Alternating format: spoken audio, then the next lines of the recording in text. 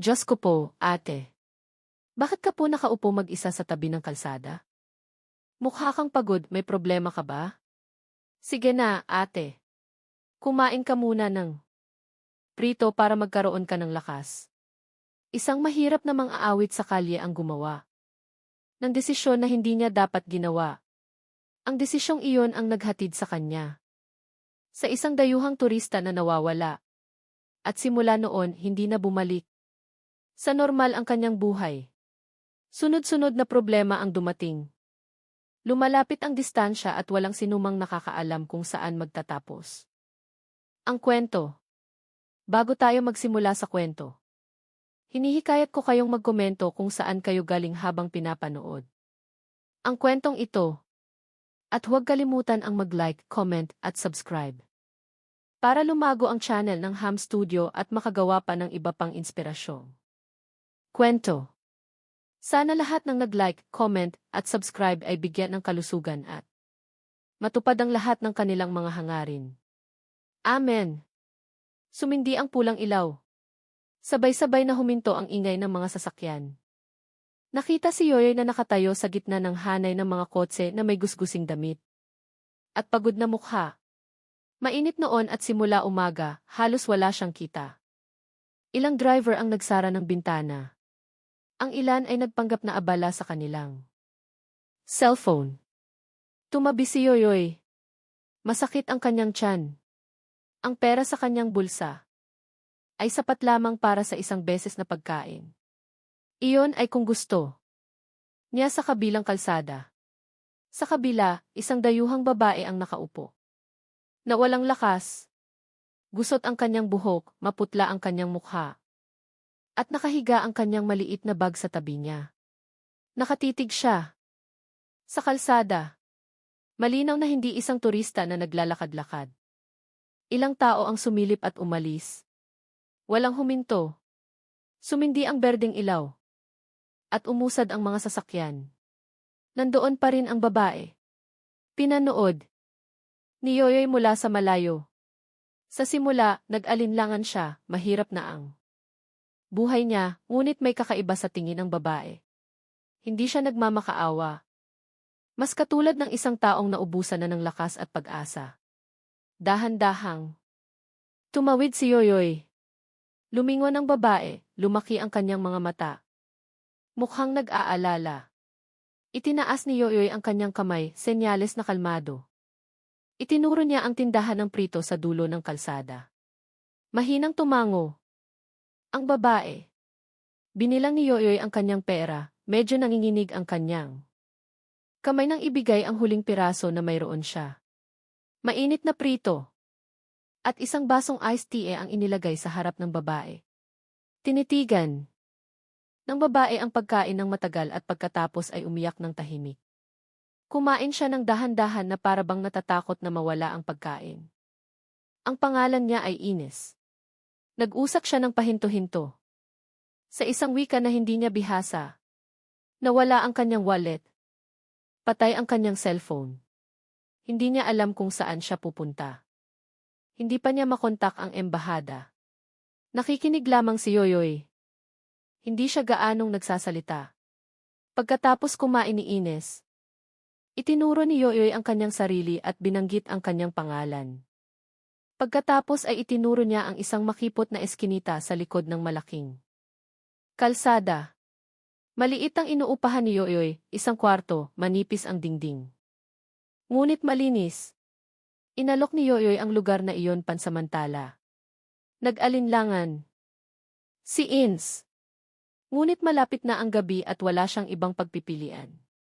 Naglakad sila sa eskinita, malabo ang ilaw ng kalsada, unti-unting nawawala ang ingay ng lungsod. Sa harap ng inuupahan, huminto si Yoyoy. Binuksan niya ang pinto. Ang masikip na silid ay naging simula ng isang bagay na hindi pa nila naiintindihan. Nang gabing iyon, dalawang estranghero mula sa magkaibang mundo ang nasa ilalim ng isang bubong. Walang pangako, walang plano, dahil lamang sa isang maliit na desisyon sa pulang ilaw, dahan-dahang isinara ang pinto ng inuupahan. Tumunog ang bakal nito at pagkatapos ay katahimikan. Ang silid ay naglalaman lamang ng isang manipis na kutson, isang lumang electric fan at isang maliit na rack na may mga damit ni Yoyoy na nakalagay ng basta-basta. Amoy basa.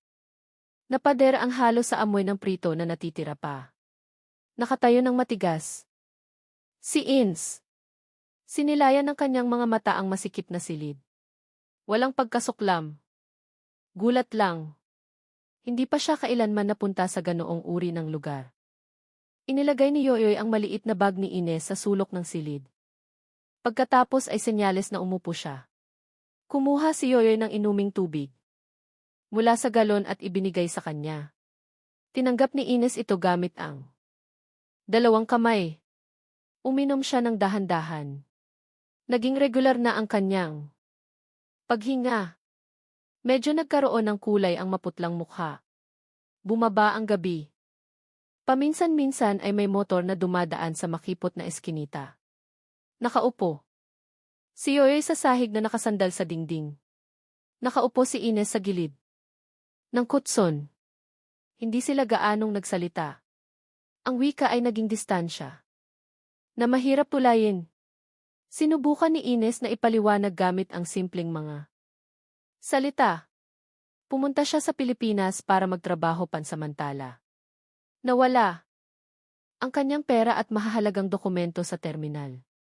Naghanap siya ng tulong, ngunit hindi niya alam kung saan pupunta. Hindi siya pinaniwalaan ng mga tao. Ang ilan ay pinagtabuyan pa siya. Nakikinig si Yoyoy ng hindi sumasabat. Tumango lamang siya ng mahina. Alam niya ang pakiramdam na binabaliwala. Lalong lumalim ang gabi. Dahan-dahang umikot ang electric fan. Naglalabas ng ingay na kumakaluskos. Tinitigan ni Ines ang kutson ng nag-aalangan. Tumayo si Yoyoy, kumuha ng manipis na kumot at inilagay sa kutson. Siya mismo ay naghanda matulog sa sahig. Nagulat si Ines. Umiling siya bilang pagtanggi. Ngunit mumiti si Yoyoy ng mahina at itinuro ang sahig. Malinaw ang kanyang senyas. Ayaw niyang maramdaman ni Ines na hindi siya ligtas. Sa wakas, humiga si Ines. Natakpan ng kumot ang kanyang katawan. Pinatay ang ilaw, tanging ilaw lamang mula sa labas ang pumapasok sa maliit na siwang ng bintana. Matagal na gising si Yoyoy. Puno ng iniisip. Alam niyang bukas ay mas mahirap ang kanyang buhay. Naubos ang kanyang pera, hindi sigurado ang kanyang trabaho. At ngayon, ay mayroon na siyang ibang taong umaasa sa kanya. Kahit na siya mismo ay halos hindi na kaya. Mabilis na dumating ang umaga. Nauna nang bumangon si Yoyoy. Lumabas siya ng inuupahan ng hindi ginigising si Ines. Kailangan niyang maghanap ng pera. Mas mabigat ang araw na ito kaysa sa karaniwan. Bawat hakbang ay parang may karagdagang pasanin. Sa kalsada, mas matagal nagtrabaho si Yoyoy. Pinigilan niya ang kahihiyan. Pinigilan ang gutom. Unti-unting nakakakolekta ng barya. Hindi marami. Ngunit sapat para sa simpleng pagkain. Nang bumalik siya sa inuupahan, gising na si Ines. Mukha siyang nag-aalala. Nang makita si Yoyoy, nagbago ang kanyang mukha at gumaan ang pakiramdam. Ibinigay ni Yoyoy ang murang nakabalot na kanin. Tinanggap ni Ines ito na mailuha sa mata. Ang mga sumunod na araw ay dahan-dahang lumipas, ngunit puno ng presyon. Sinubukan ni Ines na makipag-ugnayan sa embahada gamit ang hiniram na cellphone ng kapitbahay. Sinamahan siya ni Yoyoy kahit hindi niya naiintindihan ang pinag-uusapan, laging pareho ang sagot. Kailangan ng oras ang proseso. Nagsimulang tumulong si Ines kung paano niya kaya. Nilinis niya ang inuupahan, nilabhan ang mga damit ni Yoyoy ng hindi hiniling, nagluto ng simpleng pagkain gamit ang murang sangkap. Nahihiya si Yoyoy, ngunit taos puso itong ginawa ni Ines. Ang kanilang mga gabi ay puno ng maikling kwento tungkol sa nakaraan ni Yoyoy. na huminto sa pag-aaral tungkol kay Ines na iniwan ang kanyang bansa para mabuhay ng mag-isa. Dalawang magkaibang kwento ngunit parehong tungkol sa pagpapatuloy. Ngunit sa likod ng kanilang pagsasama, unti-unting lumago ang takot. Alam ni Yoyoy na ang pagsasama na ito ay hindi magtatagal. Siguradong aalis si Ines. At pagdating ng panahong iyon, babalik sa katahimikan ang inuupahan na ito. Nang hindi nila nalalaman, ang damdamin na hindi dapat lumitaw ay nagsimulang lumago ng tahimik sa masikip na silid na iyon. Nang umagang iyon, dahan-dahang bumuhos ang ulan. Naging madulas ang makipot na eskinita sa harap ng inuupahan. Naghanda si Yoyoy na umalis ng mas maaga. Nakatayo si Ines sa harap ng pinto, nakatingin sa ulan na may nag-aalinlangan na mukha. Ang mga araw sa inuupahan ay nagpakalma sa kanya, ngunit ang pag-aalala tungkol sa kanyang kinabukasan ay hindi kailanman nawala. Nagbigay senya si Yoyoy na manatili si Ines sa loob. Ayaw niyang sumama si Ines sa kalsada. Hindi magiliw ang mundo sa labas. Tumango si Ines kahit mukhang gustong tumulong. Nang araw na iyon, mas huli umuwi si Yoyoy. Basa ang kanyang damit, mabigat ang kanyang mga hakbang. Ang perang nakuha niya ay mas kaunti pa kaysa sa nakaraang araw. Sinalubong siya ni Ines ng isang maliit na ngiti at isang basong mainit na tubig. Natahimik si Yoyoy. Walang sinumang naghintay sa kanya ng ganoon. Nang gabing iyon, ipinadama ni Ines ang isang papel na may mga tala. Isinulat niya ang ilang salitang Tagalog na bago niya pa lamang natutunan. Pahinto-hinto ngunit nagsumikap. Napangiti si Yoyoy ng mahina. Sa unang pagkakataon matagal na. Maikli ang tawa ngunit totoo. Kinabukasan, naglakas loob si Ines na lumabas. Sinubukan niyang maghanap ng maliit na trabaho, magwalis ng karinderya, tumulong sa tindahan, kahit ano, marami ang tumanggi. Ang ilan ay tinitigan siya nang may pagdududa. Nakita ni Yoyoy mula sa malayo. Masikip ang kanyang dibdib. Sa wakas, pumayag ang isang ina ng karinderya. Natanggapin si Ines na tumulong maghugas ng plato. Maliit ang bayad. Ngunit para kay Ines, iyon ay paggalang sa sarili. Umuwi siya na. May dalang barya at malaking ngiti. Naguluhan ang pakiramdam ni Yoyoy. Ipinagmamalaki ngunit natatakot din nagsimulang makilala ni Ines ang kapaligiran. Pinapanood sila ng mga kapitbahay. May mga bulong-bulungan na lumitaw, mang-aawit sa kalye na may dayuhan. May nangungutya, may nagtataka. Nagsimulang makaramdam ng pagiging mababa si Yoyoy. Bawat titig ay parang paghatol.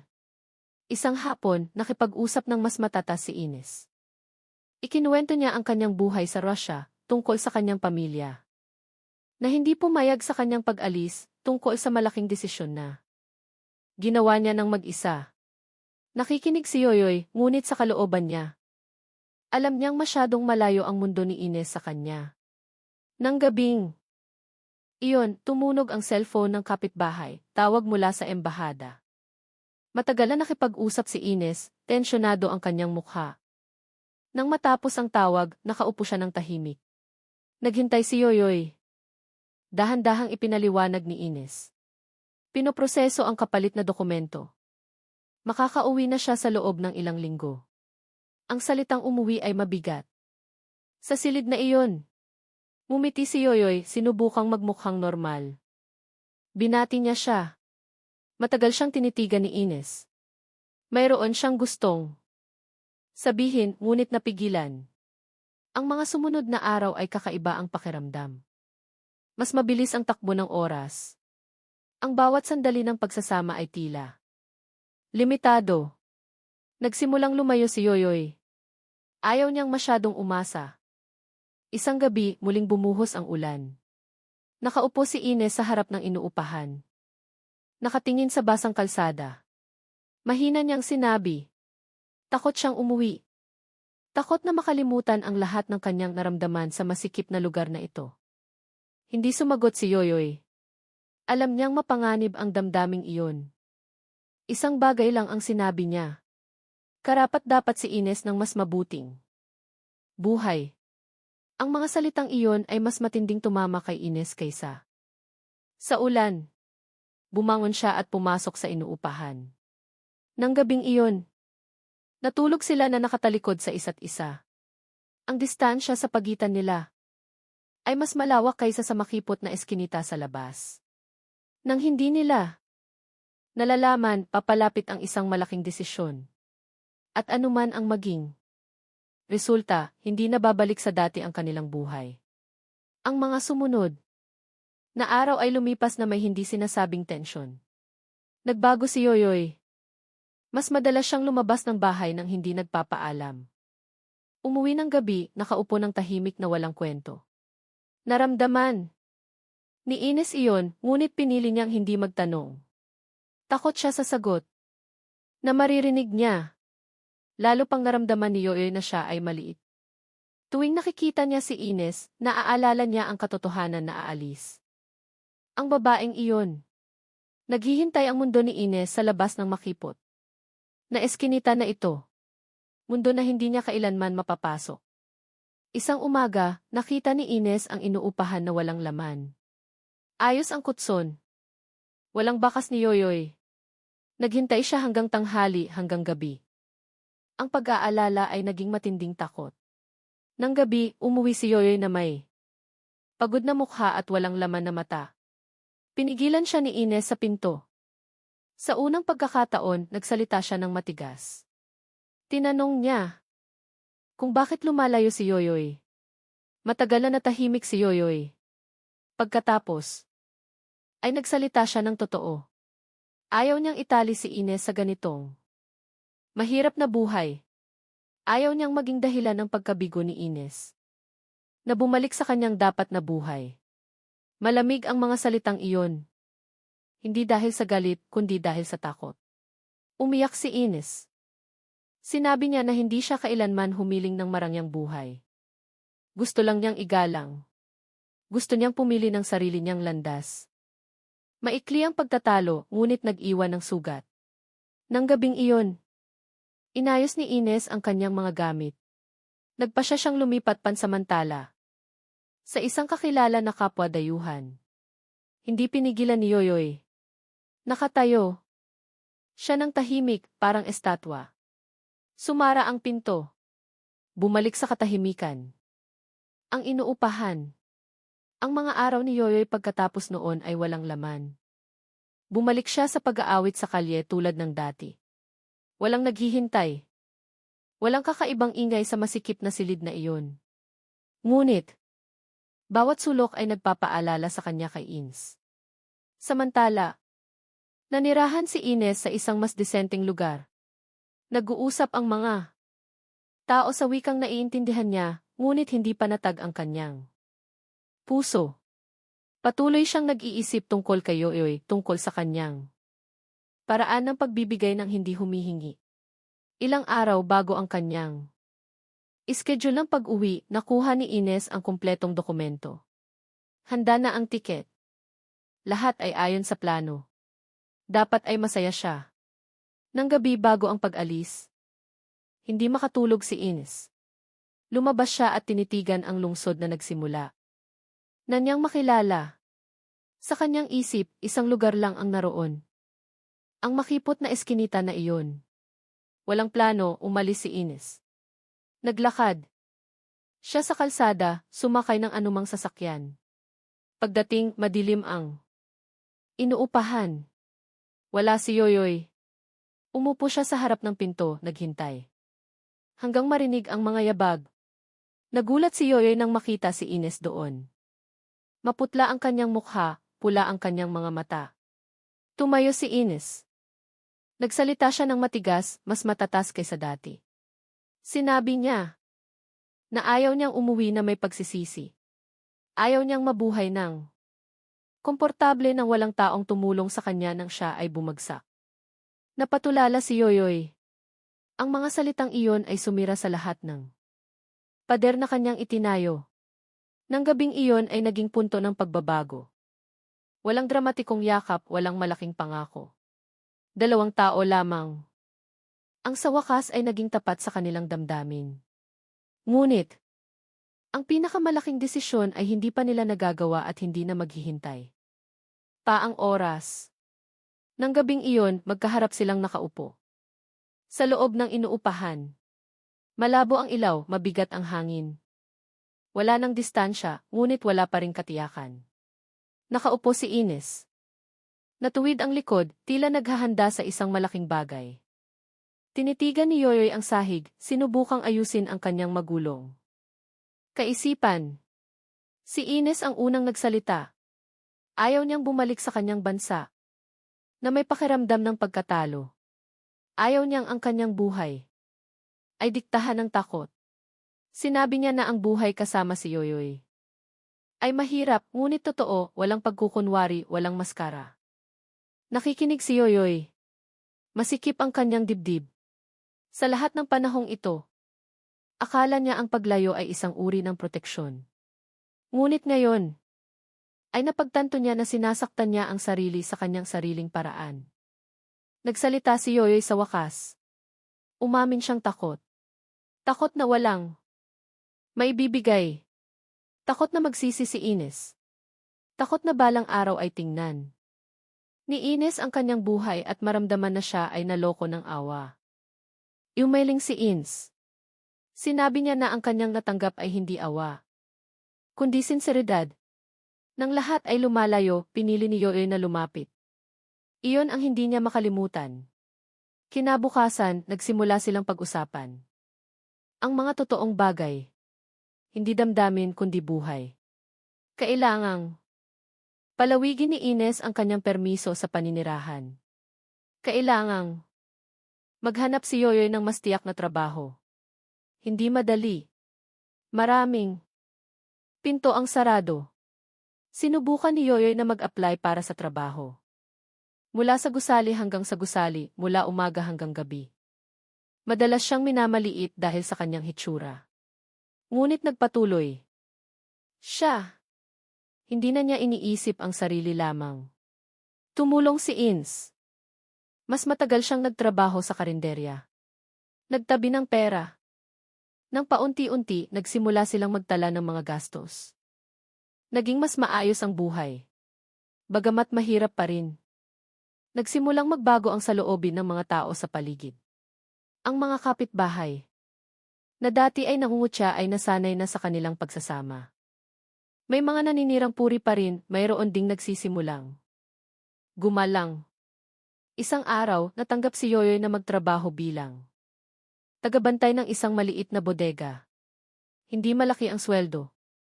Ngunit para sa unang pagkakataon, umuwi siya na may katiyakan.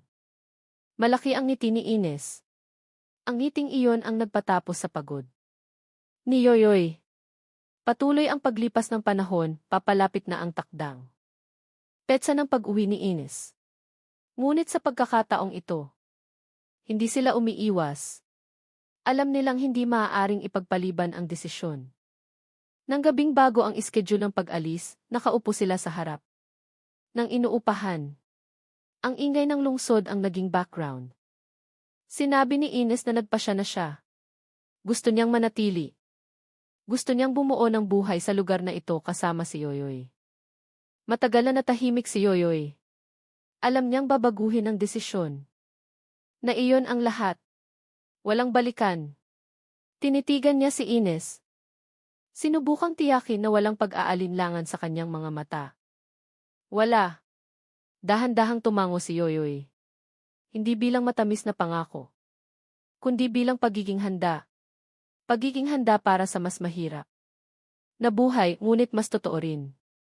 Sa likod ng desisyon na iyon, nagsisimula na ang mas malaking hamon. At hindi pa nila alam na hindi pa dumarating ang pinakamabigat na pagsubok.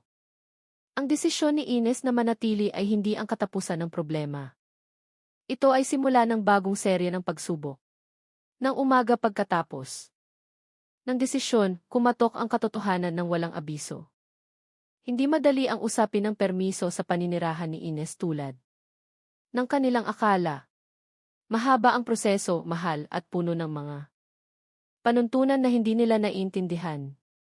Muling kinilabutan si Yoyoy.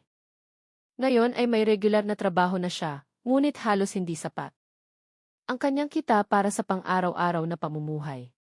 Sa bawat pagtingin niya sa halaga ng bayad, masikip ang kanyang dibdib. Ayaw niyang maipit si Ines sa kahirapan dahil sa kanya. Sinubukan ni Ines na pakalmahin siya. Ibenta niya ang ilang personal na gamit, makapal na jacket, relo at ilang maliliit na gamit na dinala niya mula sa kanyang bansa. Tumanggi si Yoyoy. Ngunit matigas si Ines.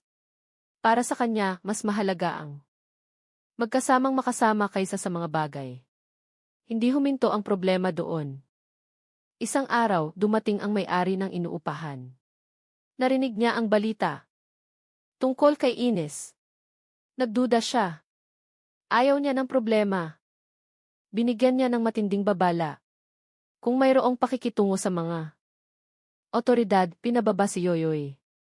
Nang gabing iyon, naramdaman ang inuupahan na mas masikip kaysa sa karaniwan. Matagal na nakaupo si Yoyoy nang walang salita. Alam ni Ines na isang maliit na pagkakamali ay maaaring maging dahilan upang mawalan sila ng tirahan. Nagsimulang magdulot ng pinsala ang presyon sa kanilang relasyon. Naging madaling mainis si Yoyoy. Madalas na mas matagal na tahimik si Ines. Hindi dahil sa walang pakialam, kundi dahil sa pagod. Isang hapon, umuwi si Yoyoy na may malungkot na mukha. Ang bodega kung saan siya nagtatrabaho ay magbabawas ng empleyado. Kasama ang kanyang pangalan sa listahan ng reserba. Nangilabot muli ang katiyakan na kakatapos pa lamang niyang maramdaman. Hindi maiiwasan ang maliliit na pagtatalo. Hindi dahil sa hindi sila nagmamahalan, kundi dahil sa dinidikta ng buhay mula sa lahat ng direksyon. Naramdaman ni Ines na muling lumalayo si Yoyoy. Naramdaman ni Yoyoy na masyadong matapang si Ines sa pagkuha ng panganib. Nang gabing iyon ay malakas ang ulan, nawalan ng kuryente, madilim ang inuupahan.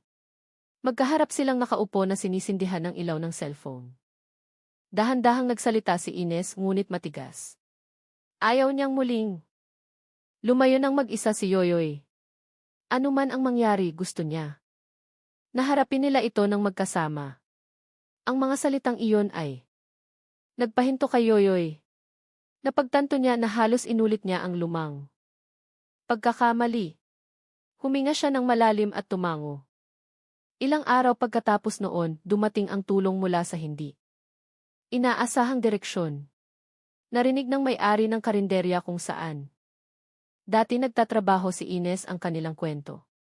Kilala niya ang isang tao na maaaring tumulong sa usapin ng permiso sa paninirahan. Hindi libre, ngunit mas abot kaya. Muling lumitaw ang pag-asa. Kahit mahina. Ngunit, kasabay nito, may iba pang balita. Ang dumating. Muling nakipag-ugnayan ang embahada kay Ines. Ito na marahil ang huling pagkakataon upang makauwi ng madali. Kung tatanggihan niya, mas magiging komplikado ang proseso. Sa Pilipinas, nagbigay sa kanila ang oras ng malupit na pagpipilian. Ligtas na daan o daan na puno ng panganib. Walang pagpipilian. Nalubos na tama. Nang gabing iyon, matagal na nakaupo si Yoyoy at Ines nang walang salita. Muling naghihintay ang isang malaking desisyon at anuman ang kanilang piliin, ang epekto nito ay magdidikta sa kanilang kinabukasan magpakailanman.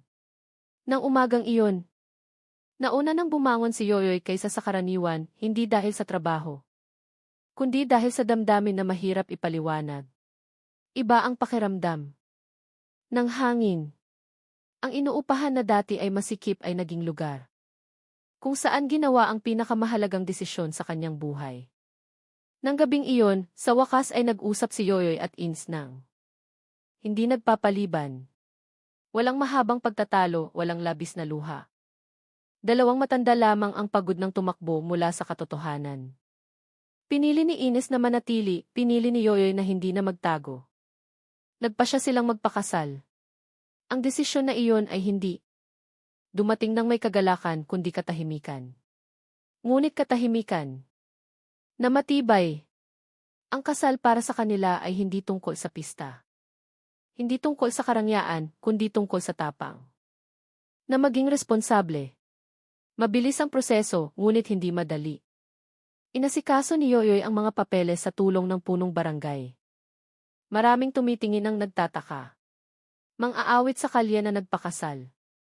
Sa Dayuhan. May nangungutya, may umiling ng hindi makapaniwala. Yoyoy bowed down, focused on his goal. Ines learned to understand every process.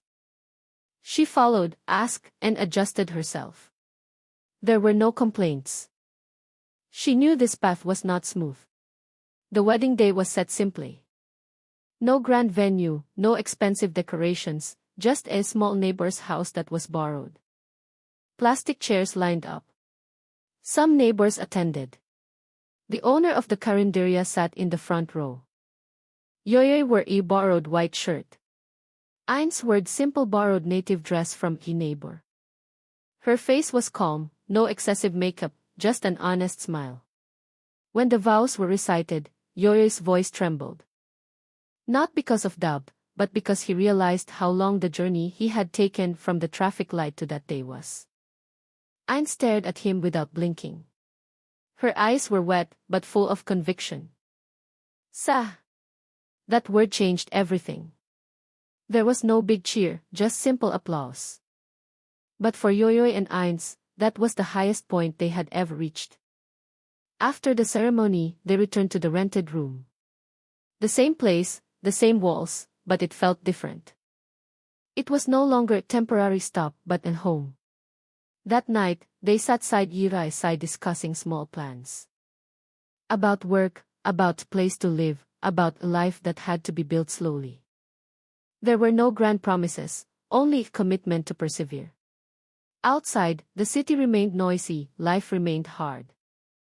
But inside that cheap rented room, two people whom the world once considered insignificant finally found their own place. Their story did not end at the wedding, but that was where a new life truly began. The first day after the wedding did not bring major changes instantly. No miracles, no doors suddenly opening wide. Yoyoy still woke up early, dressed in his simple work clothes. Ines still prepared drinking water and simple food. However, one thing changed. They now faced the day as one unit. News of their wedding quickly spread in the neighborhood. Some smiled warmly, some whispered behind their backs. Some neighbors began to look at Ines differently. No longer as a foreigner who was just staying, but as Yoyoy's wife. Even so, not everyone accepted it easily. The first problem came from the matter of residency permits. Marriage status helped, but did not remove the complexity. Yoyoy had to go back and forth to take care of documents. Every counter felt like a test of patience. Long queues, language that Ines found difficult to understand. Costs that had to be carefully considered. Money became the main source of pressure. Yoyoy's salary as a warehouse guard was often delayed, sometimes deducted without clear explanation. Ines tried to find a more decent job. She applied to several places. Some were interested. But as soon as they knew her permit status was not fully resolved, the offers disappeared. The cheap rented room again felt cramped. Not because of space, but because of mental burden. Their nights were often filled with long silences. Yoyoy sat staring at the wall. Ines stared at the small window. Both were tired but tried not to blame each other. One day Yoyoy was called to work. The warehouse where he worked actually reduced employees. This time his name was no longer a backup. He was officially laid off, no severance pay, no guarantees, just a brief word and a pat on the shoulder. Yoyoy came home with heavy steps. Ines knew something was wrong even before Yoyoy spoke. When the news was delivered, Ines did not tears. She took deep breath and then said, "They will find another way." The next few days became harder. Yoyoy returned to busking on the streets not as choice, but as the only quick way to earn money. He was once ashamed, but this time it was different. He was not alone. Ines sometimes waited for him in the distance, making sure Yoyoy came home safely. Some people recognized them. Some mocked, some recorded with their phones, Busker with a foreign wife. Yoyoy bowed his head, holding back his anger. Ines held his hand tightly as they walked home. A small gesture that she was not alone. An opportunity came from an unexpected direction. A regular customer of the carinderia where Ines used to work recognized Ines. He offered her a simple translator job for his small business that often dealt with foreigners. Not permanent, not big, but enough to help. Ines accepted without hesitation. She worked hard, learning new terms. She came home late. Yoyoy started taking odd jobs. Carrying goods, cleaning yards, anything that was legal. Slowly they began to breathe easier. Not rich, not comfortable, but enough to survive. The rented room was still the same. But now its walls were filled with small plans. Scratches of expenses, work schedules, a list of simple dreams. The test was not over. One night Ines fell ill with a high fever. Yoyoy panicked, their savings were almost gone. He chose to take Ines to the health center. Sitting for hours waiting, signing documents without really understanding their contents. As Ines lay awake, Yoyoy sat beside her. He felt scared, like never before. Scared of losing her. Scared of not being able to protect the person he promised to protect. Ines slowly recovered. That day changed something in Yoyoy. He stopped seeing himself as a small person who just happened to survive. He began to see himself as a head of the family. The responsibility was heavy, but it also gave him direction. Months passed, Ines' residency permit was finally processed. Not perfect, but enough to work more freely. Ines got the permanent job offer. Yoyoy got the job as a freelance driver. Their lives remained simple, still full of limitations. But now they had a gabakilas to purpose each other. In that cheap rented room, Yoyoy and Ines learned that love does not erase difficulties. Love only gives reason to keep standing even if the world is never truly friendly. And there, long after the wedding, the real struggle continued. Time passed without warning. Yoyoy and Ines' lives began to find its pattern. Though fragile, their mornings were filled with their respective business. Yoyoy went out with a small bag, looking for passengers or odd jobs. Ines went to work in simple clothes, her hair neatly tied, carrying a small notebook full of vocabulary. She continued to learn. The rented room slowly changed. Not physically, but in atmosphere. Small laughs began to be heard. Simple conversations flowed more smoothly. Language was no longer a high wall. They understood each other in a way that didn't always need words. However, life never truly gave them space to breathe for long. One afternoon, Ines came home earlier than usual. Her face was pale, her hands trembling as she opened the door to the rented room. Yoyoy, who had just come home from outside, immediately felt something was wrong. Ines sat without speaking. Her eyes stared blankly. After a while, she took out her phone and showed a long message from her family in Russia. A message she had delayed opening fully. Her family knew about the marriage. The tone of the message was harsh, full of disappointment. They demanded Ines return home, threatening to cut off ties completely if Ines persisted in a life they considered misguided. Yoyoy's name was mentioned as the biggest mistake. Yoyoy read the message slowly. His chest felt tightly pressed. He returned the phone without comment. Ines bowed her head. Tears fell one by one. That night was one of the longest nights of their lives. No arguments, no excessive tears.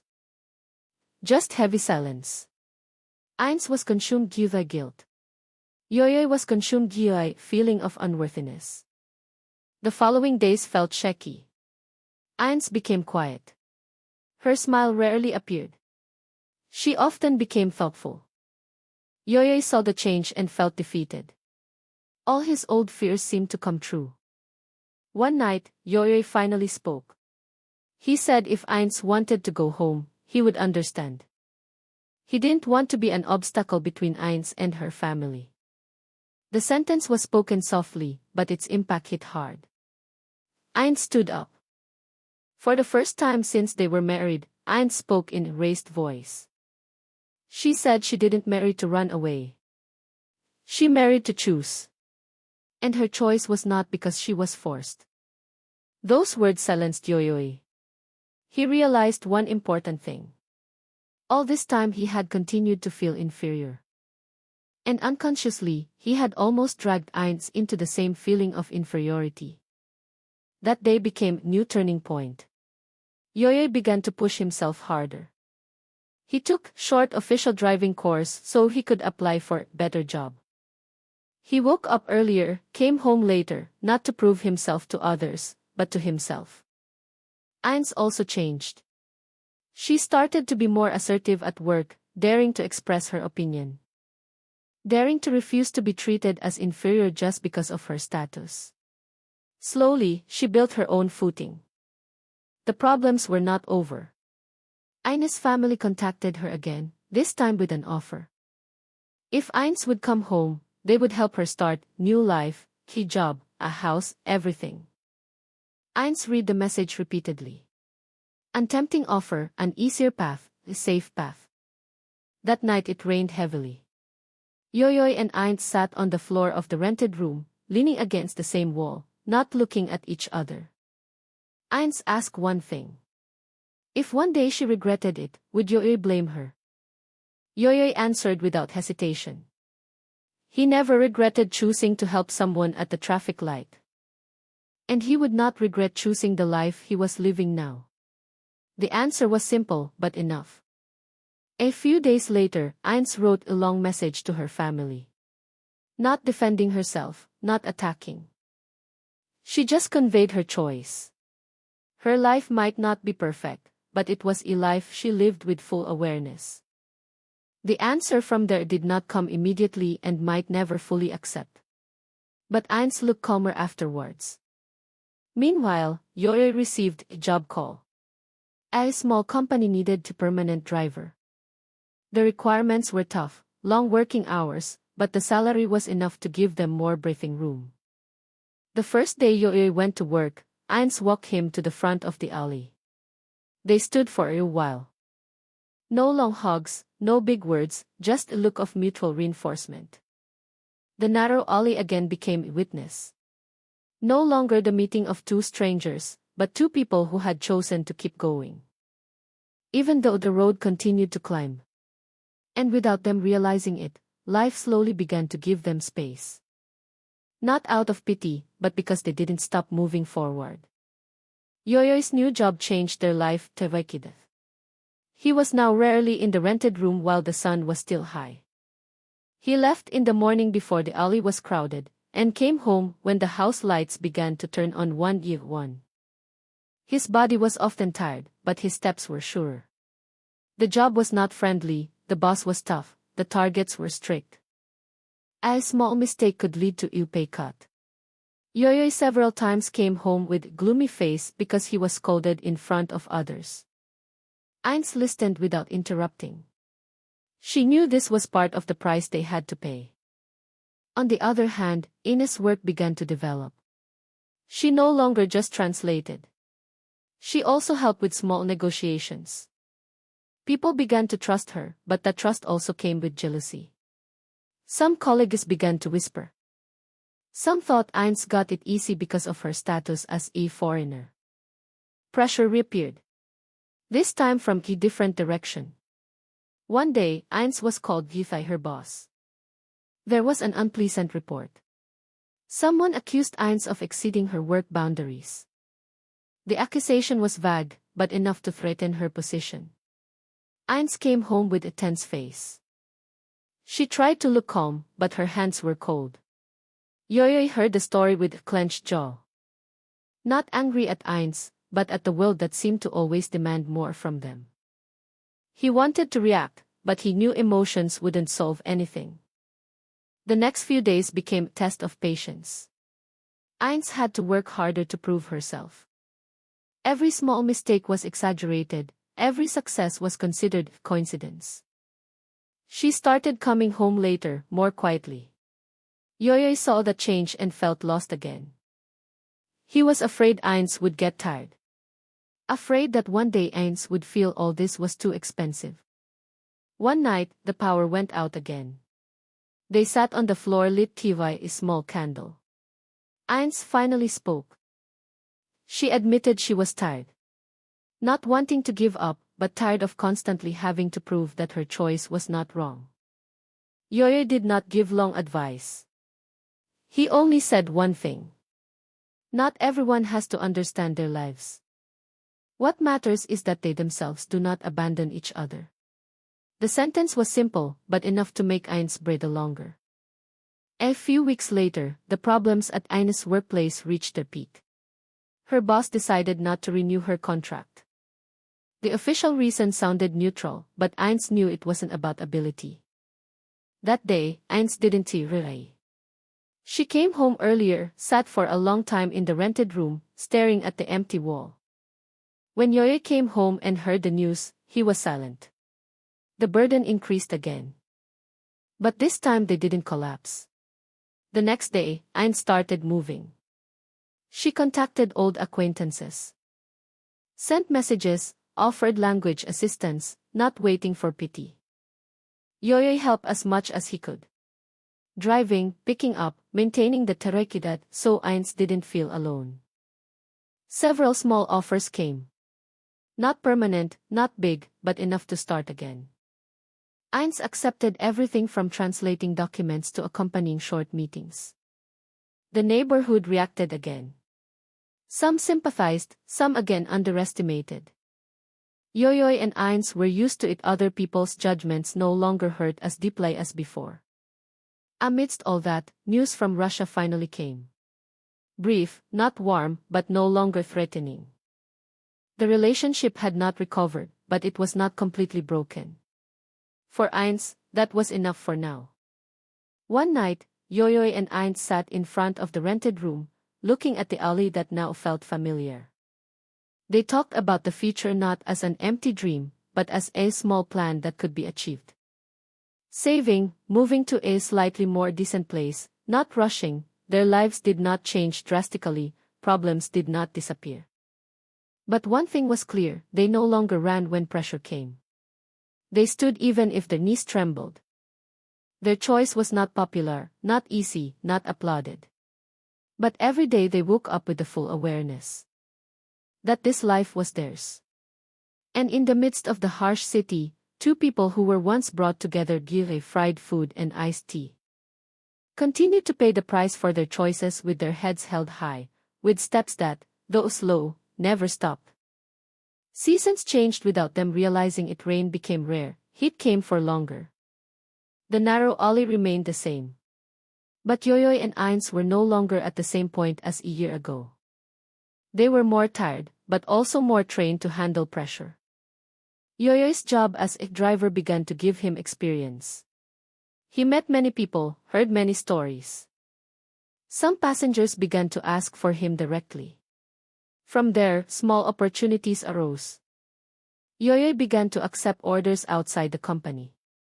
Not official, but enough to increase his income. Ines, who now worked freelance, began to build her own network from one client to another. She learned how to negotiate, how to refuse disadvantageous jobs, and how to maintain prices without feeling guilty. The working world taught her hard, but she was no longer as weak as before. However, when things began to stabilize, a quieter test came. Yoyoy began to come home very tired. Not just physically, but mentally. He rarely spoke, sat for a long time, his gaze empty. Ines noticed the change. She knew it wasn't just about work. One night after a simple meal, Ines finally asked. Yoyoy was silent for a long time. Then he talked about feeling left behind. About seeing others move forward while he felt stuck in place. About the fear of failing as a husband. Ines listened without interrupting. She knew this was not complaint, but an honest admission. After Yoyoy finished, Ines said softly. She didn't marry for an easy life. She married for a real life, and a real life is never straight. Those words made Yoyoy bow his head. He realized that all this time he had been too focused on other people's measures of success. He forgot to see the distance he had traveled himself. A few days later, a great opportunity came. One of Yoyoy's regular customers offered a partnership to open a small delivery service. The capital was not large, but there was a risk. If it failed, their savings could be wiped out. That night, the rented room once again became a place for serious discussion. They calculated, weighed, no quick decisions. But for the first time they talked about risk without being overly afraid. They agreed to tea or sai. The next few days were full of activity. Yoyoy managed the schedule. Ines helped with communication with foreign clients. Not everything went smoothly. There were complaints, misunderstandings, days without income, but there were also days when they came home with small smiles. Pressure again came from the environment. Some ridiculed, some doubted. Yoyoy and Ines were immune. They no longer bothered explaining their lives to everyone. Other problems arose from within themselves. Exhaustion made emotions rise easily. Small arguments sometimes turned cold, but now they were quicker to realize, quicker to reconcile. One night when it was raining lightly, they sat inside the rented room. Ines opened an old note. A note from when she first learned Tagalog. The writing was still messy. They chuckled. That laugh felt precious. Not because it was funny, but because it was rare. A few months later, the small business began to be known, not big, not stable, but enough to give them a long breath. They began to save more seriously, not to dream far, but to feel secure. But along with that, other news came. The landlord was selling the building. All tenants were asked to prepare to move out soon. No extension. That night, Yoyoy and Ines sat for a long time without speaking. The narrow alley that had witnessed their lives was slowly going to be left behind. Mixed feelings arose, fear, sadness, but also awareness. Maybe this was a sign that life was indeed pushing them to the next level. Not gently, but by force. They began to look for a new place, more expensive, further away, more challenging. Every survey brought new realities about their capabilities. However, one thing did not change. They no longer saw difficulty as a reason to back down. They saw it as part of the process. And in the midst of that search, without them realizing it, Yoyoy and Ines had far surpassed the two strangers who once sat at the traffic light. They were now a couple forged youth time, failures, and difficult choices that were never easy. The last few days in the old rented room felt strange. Every corner held memories they had never consciously recorded. Nail marks on the wall, cracked floor, the small window where Ines often sat waiting for Yoyoy to come home. All of it was now part of a past they had to let go of. They packed their belongings slowly. There wasn't much to take. A simple life didn't leave a heavy burden. But every small item had a story. The thin blanket they used to share. The dented pot that witnessed their first meal as husband and wife. Neighbors came one by one to say goodbye. Some were sincere, some were just formalities. The carinderia owner gave them a small package, not expensive, but full of care. She said one thing. They were a couple who didn't talk much but seemed to struggle. Yoyoy just nodded. Ines smiled with teary eyes. Their new place was not far from the city center, but the atmosphere was different. A small house with 2 rooms. Brighter, more decent, more expensive, the consequences were clear. They had to work harder. The first day they moved, they sat on the empty floor. There was no complete furniture, but the air felt light, like opening a new page. Adaptation was not easy, the new environment was not immediately friendly. People were busier, colder. Not many wanted to know. For Yoyoy and Ines, that was fine. They were used to relying on each other. Yoyoy's delivery service business began to face new challenges. Fierce competition, more demanding customers. Small mistakes had an immediate impact. Ines helped organize the schedule more neatly, made notes, contacted clients more professionally. One day, the vehicle they relied on broke down badly. The repair cost was huge. They sat for a long time at the workshop, recalculating their savings. The difficult choice arose again. Repairing meant spending almost all their savings. Not repairing meant losing their main source of income. After a long discussion, they chose to repair, a big risk. But without tools, they had nothing. The next few weeks were hard, money was running low, orders were scarce. Yoyoy started to feel like a failure again. Ines saw that and took on a bigger role. She took on additional jobs. Although tiring, the pressure again tested their relationship. Not with big conflicts, but with constant exhaustion. They rarely loved, rarely spoke lightly. Life felt like a to-do list without break. One night, the power went out again in the new house. They sat on the floor, lit beside the light of a cell phone. Without planning, they began to talk about the first day they met, about the fried food that tasted the best at that time. About fears and foolishness that now felt far away. The conversation was simple, but it saved them. They chuckled not because life was funny, but because they realized how far they had come. A few months later, Yoyoy's business began to stabilize again, not soaring but consistent enough. Ines got steady client, life again found new creative. However, one news came, this time completely unexpected. Ines was pregnant. The news came without plan, without full readiness. They sat for a long time after the test showed clear result. No screams of happiness, no excessive panic, just heavy silence. Yoyoy finally spoke, his voice trembling. He was afraid. Afraid of not being able, afraid of repeating difficult life pattern. Ines held his hand. She said they were never really ready for anything. But they always learned along the way. The pregnancy changed everything. The way they looked at time, the way they calculated money, the way they viewed the future. Every decision now carried heavier weight. They began to reorganize their lives, more carefully, more disciplined. No room for ego, no room to run the small rented house again became a witness. This time not about surviving as two, but preparing to be three. And amidst the fear and mixed hopes, Yoyoy and Ines moved forward. Not with full confidence, but with courage that grew from a long journey they had never planned since that first traffic light. Ines' pregnancy drastically changed their life. It wasn't just about plans, but about a way of thinking. Small things that could once be ignored now felt big. Eating couldn't be arbitrary. Working hours had to be rearranged. Expenses had to be recorded in more detail. Ines experienced nausea almost every morning. Her body tired easily.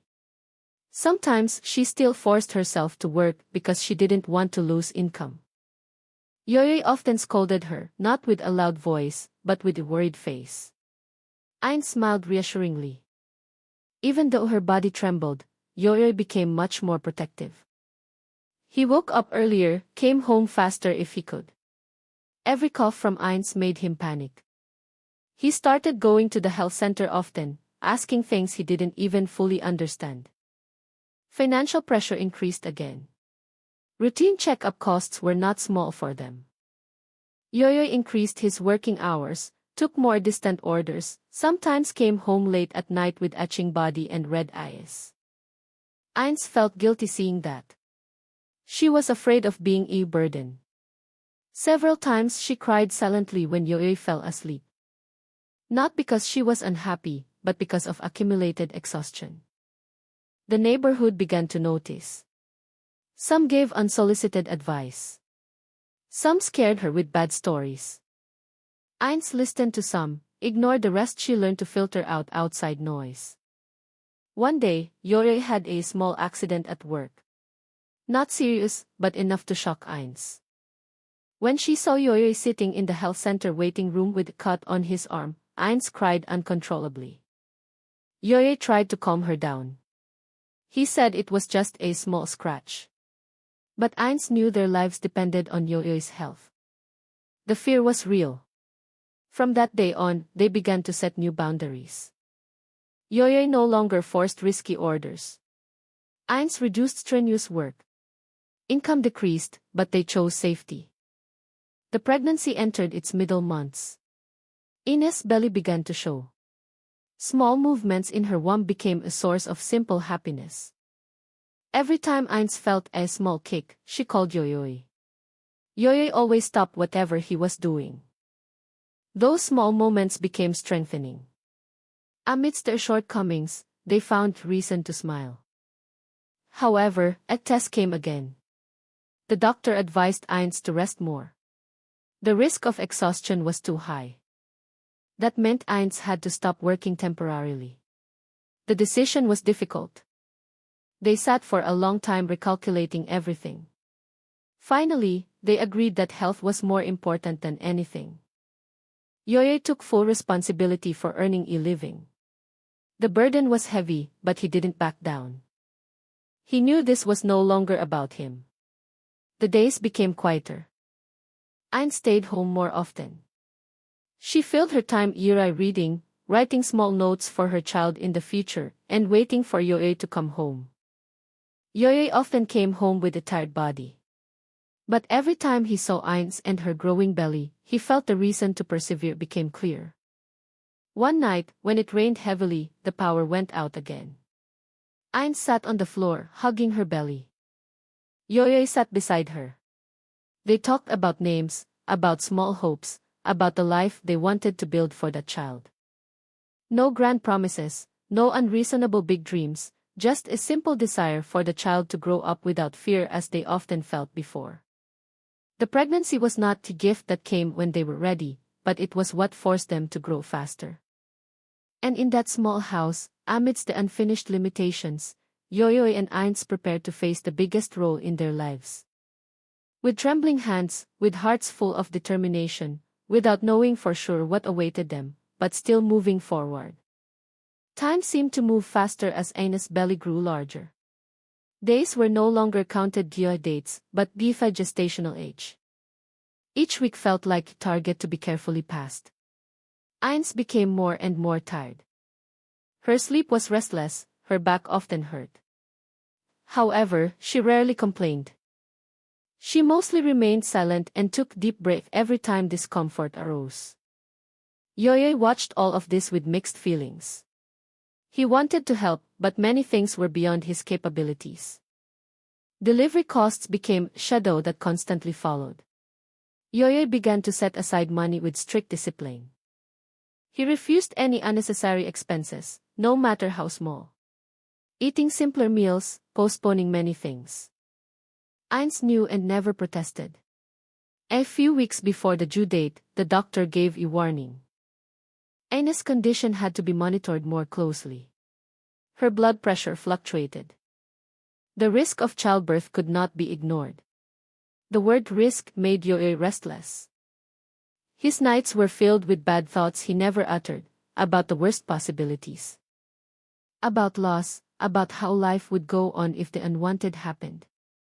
All of this he kept to himself. That day finally came earlier than expected. Dawn had not long passed when Ines woke Yoyoy with pale face. The pain came repeatedly. This time it was different. Yoyoy immediately understood. His hands trembled as he helped Ines stand. He contacted the nearest neighbor. No time for panic. The journey to the hospital felt long.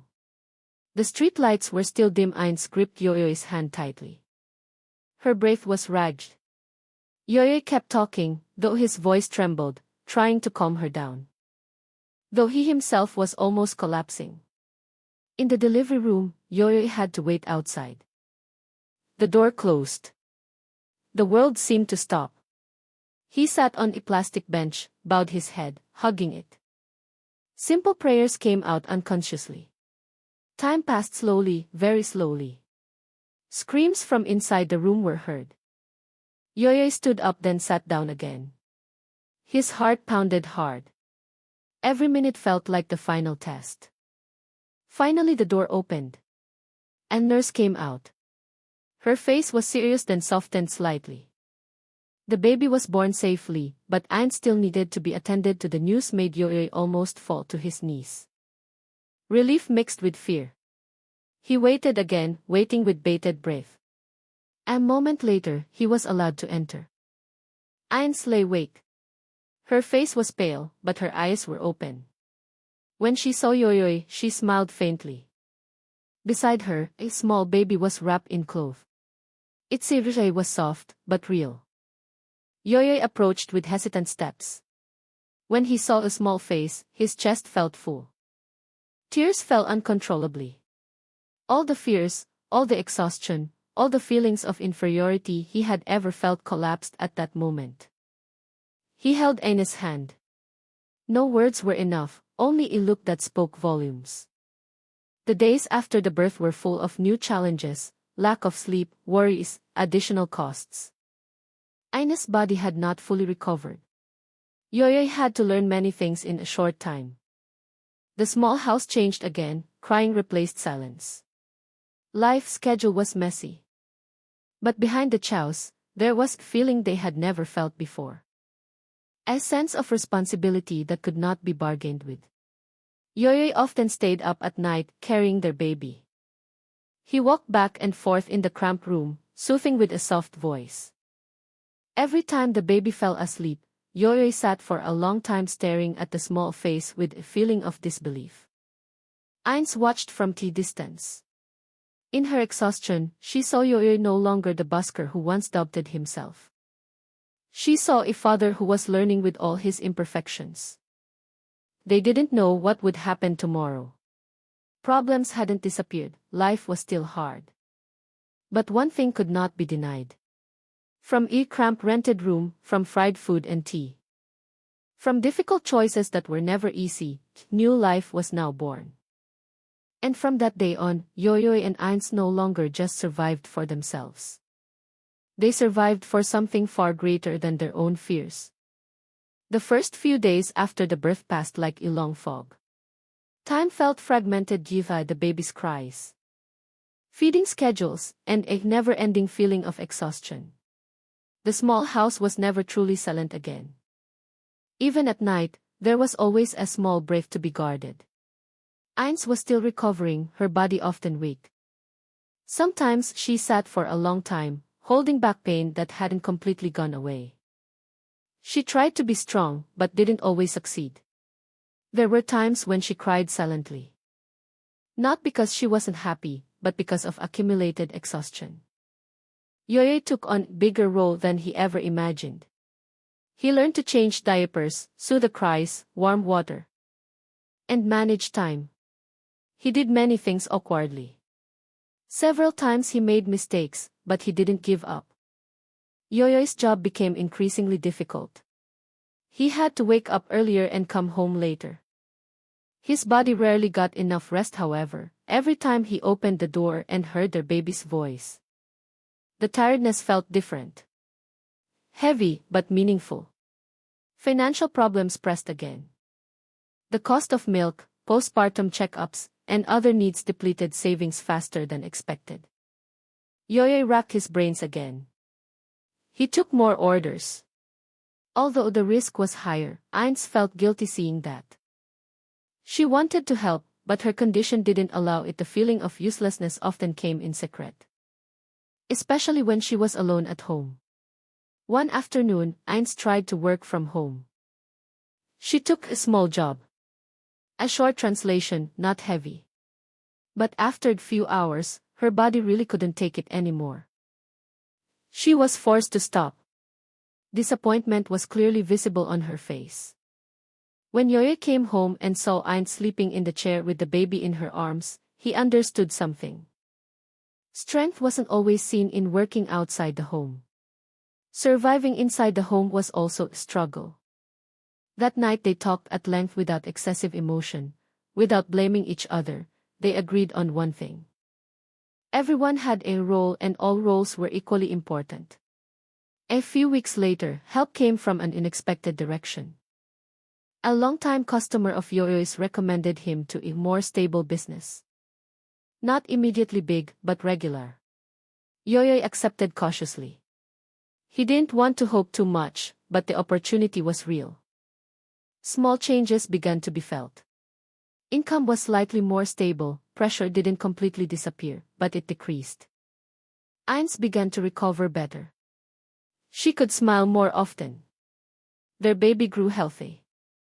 The neighborhood began to know them as a quiet little family, not talking much, not demanding, just living at their own pace. But being a parent also meant facing new fears. Every small favor caused panic. Every different CR caused vigilance. Yoyoy and Ines often felt like they didn't know what they were doing, but they kept going. One night, their baby had high fever, panic set in. Yoyoy carried the baby, Ines cried. They rushed to the health center, sitting and waiting with bated breath. That night felt like a retest. The fever finally went down. It wasn't something serious. But the experience left a mark. They realized how fragile life was. After that night, Yoyoy became more careful. Ines became calmer. They learned that not all fears had to be faced with panic. There were things that had to be accepted as part of life.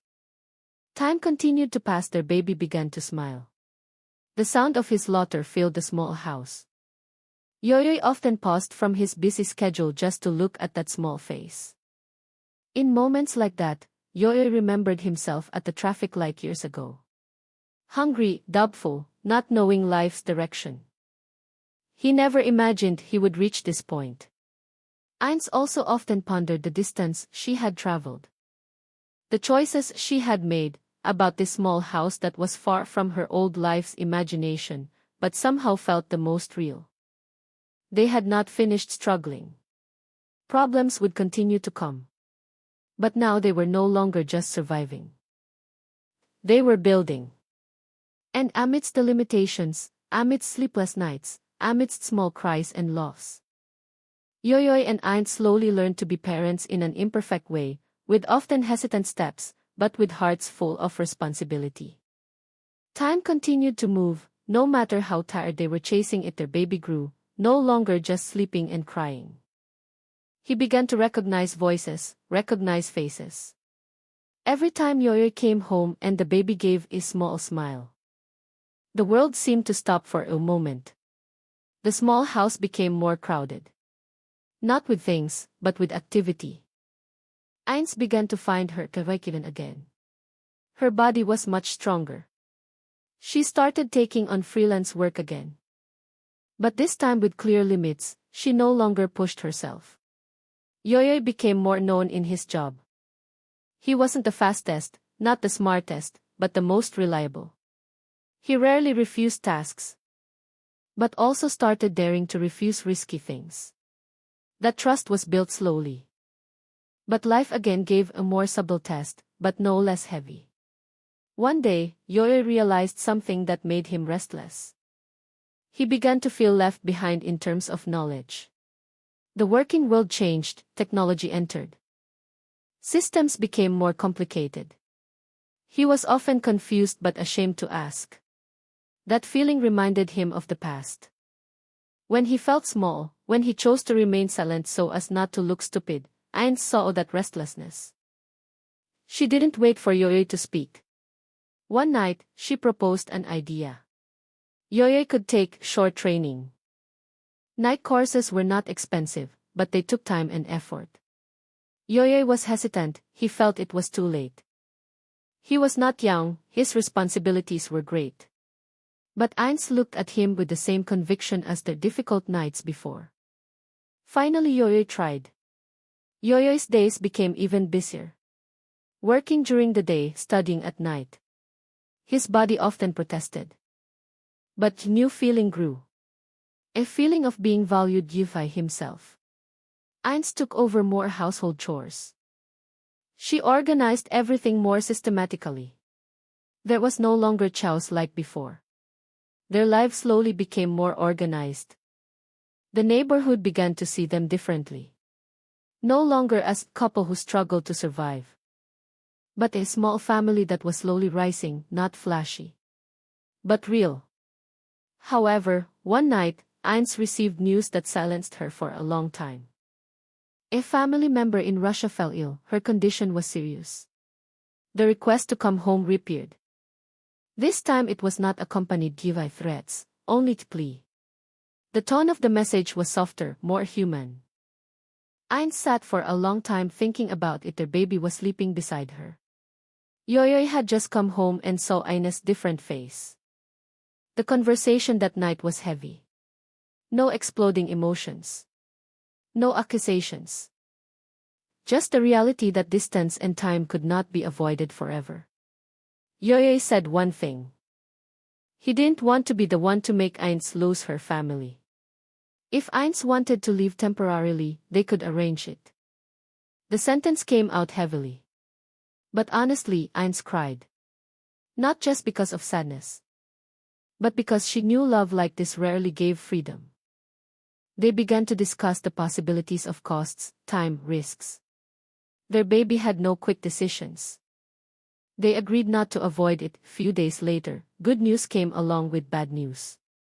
Ines' family's condition was stable, but still needed a long recovery time. No need to go home immediately. However, that possibility remained in the future. Relief mixed with anxiety. But for now they were still here. Together, Yoyoy completed his training with fairly good results, not exceptional, but enough to open new opportunities. He gained greater responsibility at work. The pressure increased, but so did his self-confidence. Ines began to save for their child's future. Not too large savings, but consistent. Every peso was set aside with a small hope. Their baby began to crawl. The small house was filled with laughter and small panics. Every time he almost fell, Yoyoy and Ines laughed more often. Worries did not disappear, but no longer dominated. One afternoon, Yoyoy sat in front of the house, looking at the darkening earth. Ines sat beside him, carrying their child. They didn't talk for a long time, no need to, their lives were still far from safe. But now there was direction, there was purpose, there was courage to look ahead. Not just surviving today, the future was no longer just about survival. It began to take shape, still vague, still distant, but real. And amidst the sound of vehicles, small locks, and steps that kept moving, Yoyoy and Ines continued their lives. Not perfect, not easy, but full of awareness that every small step they took brought them further away from the starting point at the traffic light. The changes in their lives did not come with a loud noise. They came slowly through new habits. Through a way of thinking that became more mature. Yoyoy no longer just worked for today. He began to think about next month, even next year. Things that once felt too far away could now not be avoided. The training he attended began to have real impact. He was entrusted with handling more complex routes. His responsibilities increased. Small mistakes now had a big impact. Yoyoy felt a different kind of pressure. Not the pressure of hunger like before, but the pressure of maintaining stability. Ines saw the change. Yoyoy became quieter, but also more focused. There were days when Yoyoy came home without much talking. Not because he was angry, but because his mind was full. Ines learned to understand that silent language. Their child grew fast, already starting to stand by holding on. His small laugh often broke the tension in the house. Every time the child fell and got up again. Yoyoy saw the small reflection of their own lives. Problems came not from outside, but from within Yoyoy himself. He began to fear failing again.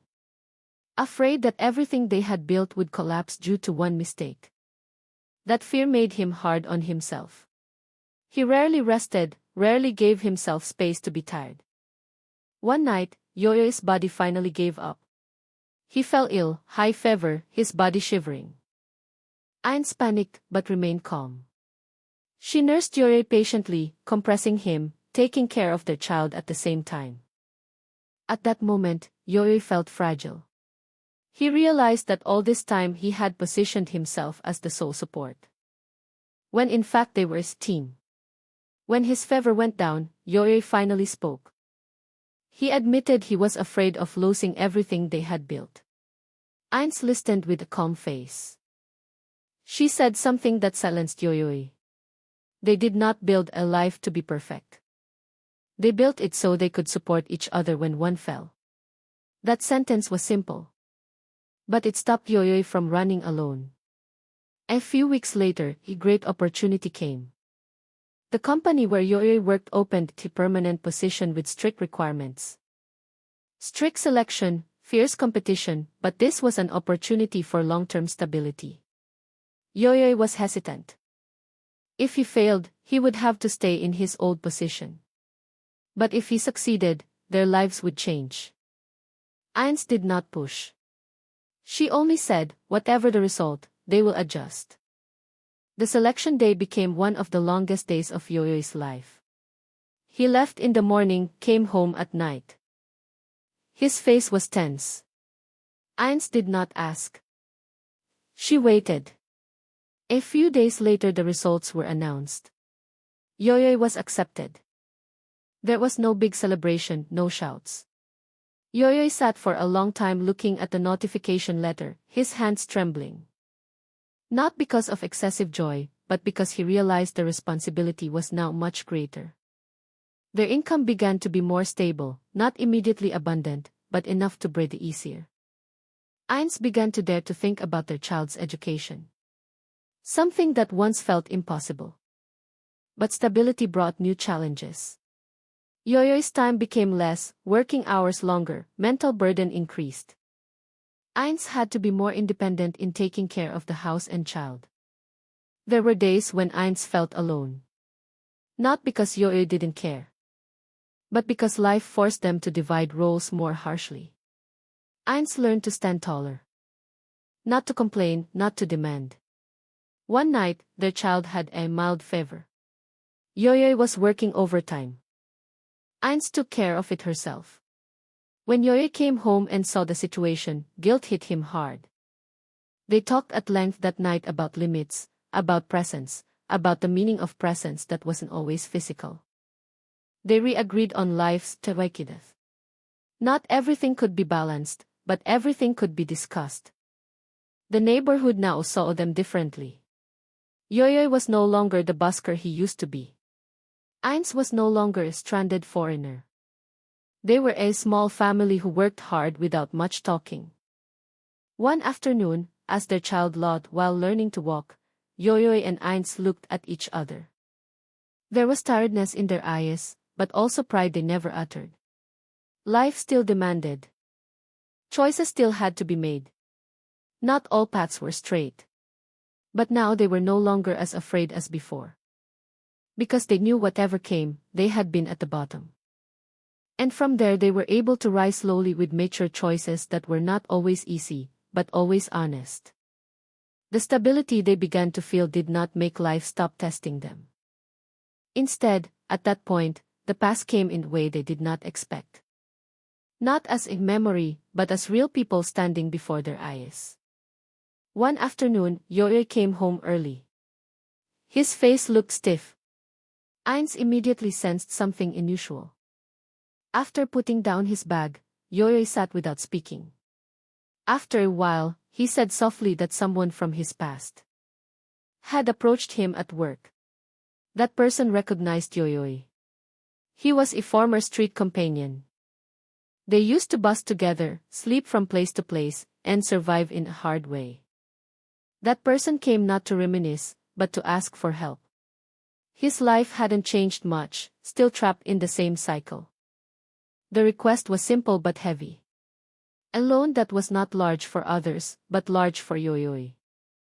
An amount that could disrupt the stability they had just built. Yoyoy felt squeezed. He knew what it felt like to be in that position. He also knew that if he made a wrong move, his family would suffer the consequences. That night they talked for a long time. Ines did not answer immediately. She listened.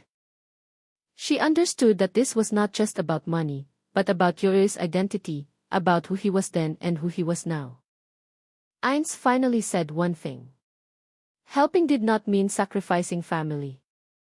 But turning a blind eye was not the only option either. They decided to help in a limited way.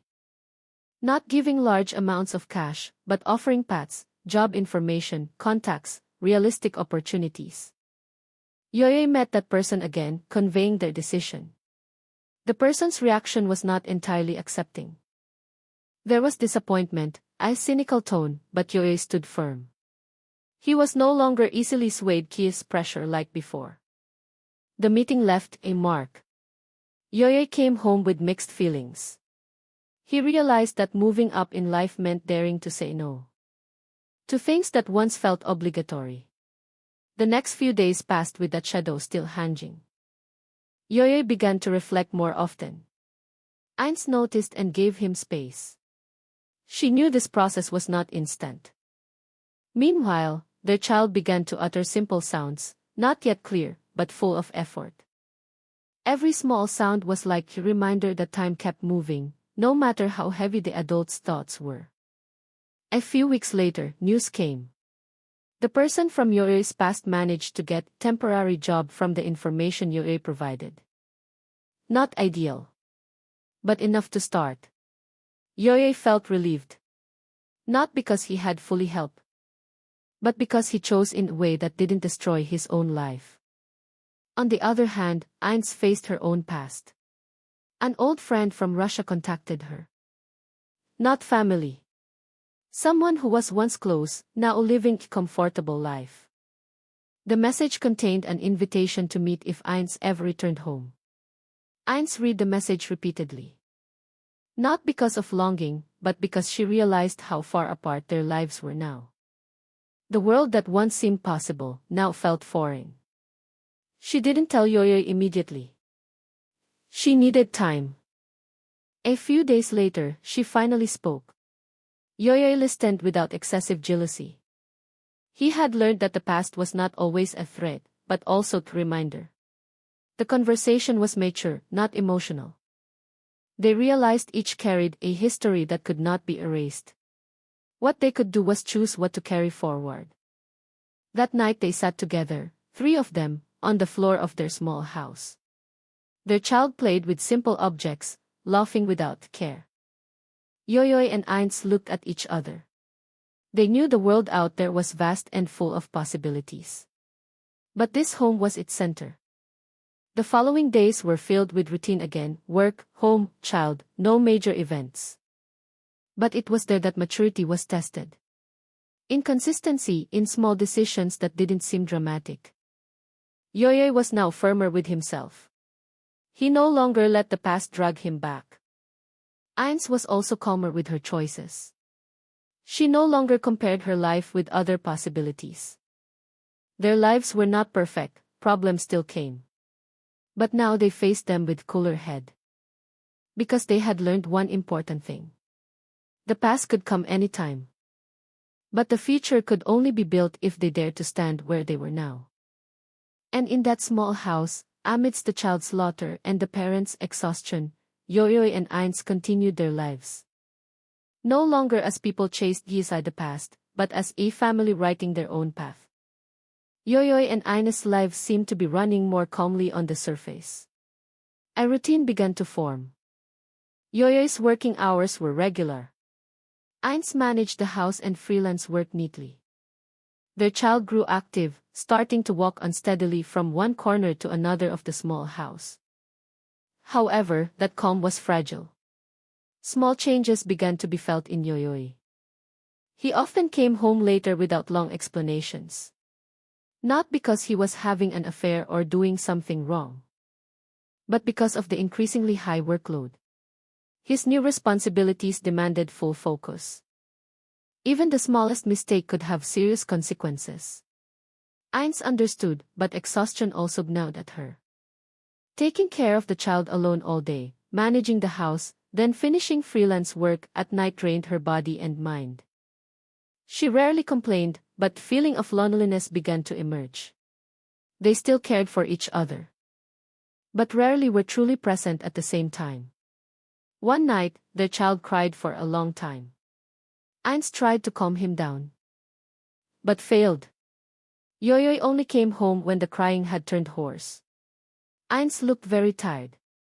When Yoyoy tried to take over, Ines unconsciously spoke in a high tone. The sentence was not harsh, but piercing. Yoyoy was silent. He did not retort. He just carried their child and went to another room. That night passed with an unusual coldness. The next few days were filled with short silences. They continued to play their respective roles. But there was an unspoken distance. Not a big conflict, but exhaustion that had not yet been recovered. A test came again. This time from the direction that really disturbed their stability. The company where Yoyoy worked experienced internal problems. Several projects were postponed, working hours were reduced. Yoyoy's income was threatened to decrease. The news came suddenly. Yoyoy came home carrying worries that he did not immediately tell. He did not want to add to Ines' burden, but his silence only added to the distance. Ines felt the change.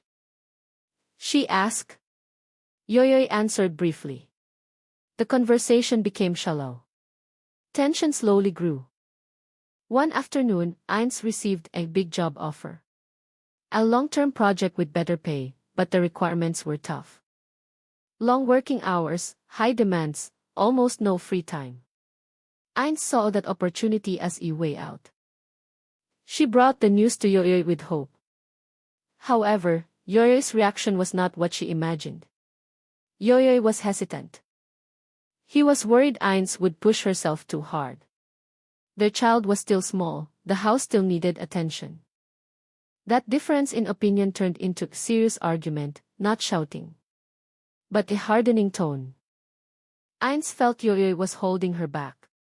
Yoyoy felt Ines was ignoring the family balance. Both were right from their respective perspectives. That night became the longest night since they were married. Their child fell asleep faster as if feeling the tension. Yoyoy and Ines sat facing each other but not looking at each other. Finally Ines spoke softly. She did not want to feel useless again like before. She wanted to contribute meaningfully. She wanted to stand side by side, not just guard from behind. Yoyoy listened with heavy breath. He realized his fear had unconsciously limited Ines. He did not want to repeat the past, where low self-esteem dominated his decisions. The conversation lasted a long time. There was no instant agreement. But one thing changed. They were honest again. Honest about exhaustion, honest about fear, honest about hope. Finally they made a decision together. Ines accepted the project with clear limits. Working hours were set. Yoyoy promised to adjust his schedule to still be present at home. Not perfect, but mutually agreed upon. The next few days were full of adjustments. Ines worked hard. Yoyoy took care of the child more often. Many things felt awkward at first, but slowly they found new guraikidah. But amidst all that, bad news truly came. Yoyoy's main company project was cancelled. Yoyoy's position was not immediately lost, but his working hours were drastically cut. That reality hit hard. Yoyoy sat for a long time at home staring at the floor. Ines had just come home from work and saw Yoyoy's different face. When the news was delivered, Ines was silent. The world seemed to stop for a moment. No arguments, no immediate tears. Just the realization that life was testing them again right when they were trying to move up a level. That night, after their child fell asleep, Yoyoy said softly that he was ready to do anything. Any job as long as their family did not collapse. Ines looked at him for a long time. She remembered Yoyoy at the traffic light before. Then Yoyoy on their wedding day. Then Yoyoy carrying their baby on sleepless nights. She knew this test was not the end, but she also knew it would drain everything. They sat side by side in silence. There was no answer that night. No detailed plan. Just the realization that the next phase of life would be harder. And like all previous phases, they would enter it not with full readiness, but with the courage not to abandon each other. The reduction in Yoyoy's working hours immediately felt its impact. Income decreased drastically, bills did not wait. House rent, child's needs, daily living expenses came on time. Regardless of their situation. Yoyoy did not wait long. The next day, he started moving. He contacted all old acquaintances. Looked for extra jobs, took whatever he could do without many conditions, delivered goods, drove rented vehicles. Cleaned warehouses, even returned to the hard labor he had left before. His body again remembered the exhaustion he had not felt for a long time. Aching muscles. Calloused hands, restless sleep, but this time that feeling was not accompanied by shame, only determination. Ines saw the change with mixed feelings. She was proud, but also worried. The big project she was working on demanded high focus. She often came home late, brought work home. Her face looked tense, her mind was full. They were back in a phase of life that demanded high coordination. One wrong move, everything could collapse. Their child felt that change. He became fussier, cried more often when left behind. Ines and Yoyoy had to take turns calming him down even though their energy was running low. One night, Yoyoy came home very tired. His clothes were wet with sweat and rain. Ines was still sitting in front of her laptop, finishing work. Their child was sleeping on a small chair. They looked at each other. No smiles, no complaints, just meaningful silence. Yoyoy sat down and said softly that he might have to leave his old job completely. There was no certainty there. He wanted to focus on his own business. Although the risk was great, Ines closed her laptop. She knew that decision was difficult. She also knew that staying in a place that no longer offered hope would only drain their energy. They recalculated the remaining money, potential income, worst-case scenarios. No figures were truly convincing. But one thing was clear, they could not remain idle. The decision was made without ceremony. Yoyoy officially left his job and focused on building the small business he had been doing half-heartedly. Relying on his network, relying on the small reputation he had slowly built. The next few days felt like starting over again. No fixed salary, no certainty. Every day was a gamble, sometimes coming home with results, sometimes coming home empty-handed. Ines supported from the other side. Her project was difficult, but started to show results. The first payment came. Not big, but enough to cover the most urgent holes. Pressure increased, but direction began to appear. However, the test did not stop there.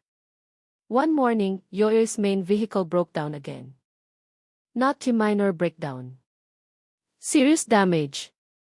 The repair cost was almost impossible for them to bear at that time. Yoyoy sat in the workshop staring at the open engine. It felt like watching his own life unravel without knowing how to put it back together. Ines came with their child. Her face was tense but still calm. They stood beside the vehicle. Realizing a bitter truth. Without that tool, Yoyoy's business would completely stop. A choice reappeared. Selling their last valuables or seeking a high-risk loan. Yoyoy refused the loan. He did not want to repeat the old cycle. Ines was silent for a long time then said, they could sell the small jewelry she had kept since they got married. Not huge value, but enough for the repair. Yoyoy vehemently refused. For Yoyoy, it wasn't about the object, but about Ines' dignity. Ines, however, looked at him firmly. She said, marriage isn't about who sacrifices more, but who is willing to let go of their ego first. Finally, the jewelry was sold, the vehicle was repaired, the business was running again. But that decision left an emotional scar. Yoyoy felt he had failed to protect Ines felt relieved to be able to contribute meaningfully. A few days later, good news slowly came. A longtime client recommended Yoyoy to a bigger project, not permanent but intensive. If successful, his reputation would drastically increase. Yoyoy worked day and night. Ines managed everything behind the scenes. Their child often fell asleep in a chair, waiting for one of his parents to finish. Exhaustion reached its peak. One night, Yoyoy came home with a trembling body. He sat down and could not stand up again. Ines panicked. Yoyoy's body completely gave up. Not an injury but extreme exhaustion. That night again reminded them of human limits. They were not machines, they could break. After Yoyoy recovered, they made new rules. No more endless work. No more excessive proving. Life was not a race, but a long journey. The project was finally completed with good results. Yoyoy's name began to be known in that small circle. Jobs came in although not immediately stable. Ines completed her big project with good reputation. Clients offered continued work with a more humane tabakidas. Little by little they stood again. Not perfectly straight, not grand, but standing. One afternoon, they sat together, three of them, on the floor of the house. Their child played without knowing how difficult the days his parents had just gone through were. Yoyoy looked at the child for a long time. He realized life would continue to test them. There was no eternal safe face. But every time they almost fell, there was always a reason to get up. And even though everything was at stake again, one thing never wavered. They were no longer alone. From the traffic light, fried food, and iced tea, Yoyoy and Ines' lives went far beyond hunger, fear, loss, and difficult choices. They never became perfect. They just kept surviving, learning, falling, and then getting up together. A small house, a child's slaughter, and steps that kept moving forward are proof that small kindness can change the course of life forever. If you enjoy this story and want to continue hearing life stories that are close to reality, full of struggle and unpredictable, don't forget to support this channel by subscribing. Every support helps the next story continue to live and reach more listeners.